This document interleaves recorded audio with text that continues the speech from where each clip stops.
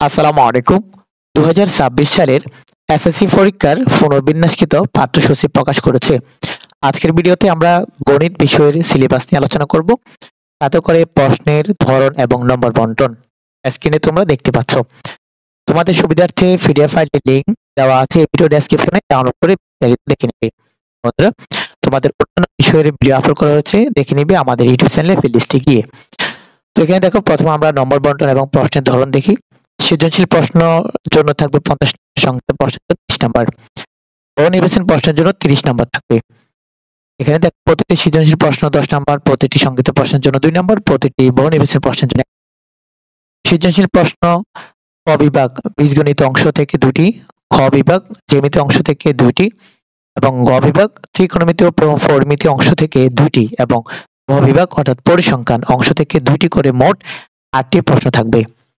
প্রত্যেক বিভাগ থেকে ন্যূনতম একটি করে প্রশ্ন সহ মোট 5টি প্রশ্নের উত্তর করতে হবে, অর্থাৎ একটি করে আর কি। এরপরে সংক্ষিপ্ত প্রশ্ন 15টি থাকবে, 10টির উত্তর করতে হবে, একটা 2 করে 20 নাম্বার। অনির্বাচিত প্রশ্ন 30টি থাকবে, 30 নাম্বারে একটা 1 করে। এখানে ভাগ করে দিয়েছে বীজগণিত অংশ থেকে 12 থেকে 15টি, জ্যামিতি অংশ থেকে 10 থেকে 13টি, ত্রিকোণমিতি, পরিমিতি এবং পরিসংখ্যান অংশ থেকে 5টি থাকবে। চলো এবার আমরা সিলেবাসটা দেখে নিই। এখানে দেখো, সিলেবাস হচ্ছে এই যে 2026 সালের এসএসসি পরীক্ষার পুনর্বিন্যাসকৃত পাঠ্যসূচি। তো এখানে থাকবে সেট অংশ, সেট প্রকাশের পদ্ধতি, সসীম সেট, অসীম সেট এবং ফাঁকা সেট। এটা হচ্ছে প্রথম অধ্যায়। দ্বিতীয় অধ্যায়ের এরপরে দেখো থাকবে এখানে শক্তি সেট, ক্রমজোড়, কার্তেশীয় গুণজ, এরপর থাকবে অন্বয়, ফাংশন, ডোমেন ও রেঞ্জ এবং ফাংশন লেখচিত্র।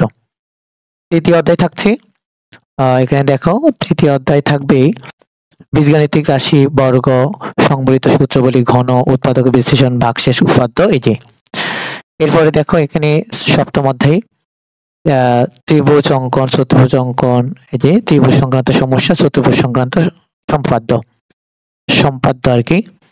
অষ্টম অধ্যায়ে থাকবে বৃত্ত সম্পর্কিত উপাদ্য এবং এই যে বাকি অংশটুকু বৃত্ত সম্পর্কিত সম্পাদ্য থাকবে। এরপর হচ্ছে নবম অধ্যায় ত্রিকোণমিতি অনুপাত থাকবে, এখানে বাকি অংশটুকু থাকে। এরপর একাদশ অধ্যায় বীজগণিত অনুপাত ও সমানুপাত থাকবে। এরপর হচ্ছে ষোড়শ অধ্যায়, 16তম অধ্যায় আর কি, এখানে বৃত্ত সংক্রান্ত পরিমাপ ইত্যাদি থাকবে, পরিমিতি আর কি একটু। এরপর হচ্ছে সপ্তম অধ্যায়, সপ্তদশ অর্থাৎ 17তম অধ্যায় পরিসংখ্যান থাকবে, এই যে তোমরা দেখতে পাচ্ছ। তো বন্ধুরা, আশা করি বুঝতে পেরেছো। ভিডিওটি তোমাদের বন্ধুদের মাঝে শেয়ার করে দিবে। নতুন হয়ে থাকলে চ্যানেলটি সাবস্ক্রাইব করে পাশে থাকবে। আল্লাহ হাফেজ।